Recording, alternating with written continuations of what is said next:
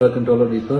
آج میں نے تحصیل ڈڈیال کے مختلف میڈیکل سٹورز کا معائنہ کیا مختلف علاقوں میں جا کر. سب سے پہلے میں نے جو ڈڈیال شہر کے مضافاتی علاقے تھے ان میں جو قائم سٹور تھے ان کا معائنہ کیا اور تقریباً آج میں نے 25 کے قریب میڈیکل سٹورز کو چیک کیا اور 25 میں سے تقریباً جو تھے 4-5 میں وائلیشن تھی. 2-3 کو میں نے وارننگ دی اور 2 سٹور کو سیل کر دیا. ایک سٹور کو اس لیے سیل کیا کہ وہاں پہ ایک سرکاری ملازم دن کو 11 بجے بیٹھ کر سٹور چلا رہا تھا اور اس کا جو کوالیفائڈ پرسن تھا وہ کہیں اور جا چکا تھا. اس کو پہلے وارن بھی کیا کہ اپنے کوالیفائڈ پرسن کو وہاں پہ موجود رکھو. مجموعی طور پر سٹوروں کی حالت بہتر تھی لیکن کچھ جو امپروومنٹ کی ضرورت تھی وہ ہم نے ان کو ایڈوائز کی کہ ڈرگ جو ہیں وہ کمپنی کے آتھرائز ڈیلر سے خریدیں اور ان کی قیمت زیادہ جو ہے وصول نہ کریں. اور کیونکہ آج میں ڈڈیال شہر کا معائنہ نہیں کر سکا تھا تو شام کو جو ڈڈیال کے جو مقامی میڈیکل سٹورز ہیں تقریباً 40 کے قریب لوگ تھے ان کو ایک مقامی ہوٹل میں جن میں حکما بھی ان میں یونانی ڈاکٹرز بھی ان میں ہومیوپیتھک ڈاکٹر بھی سارے شامل تھے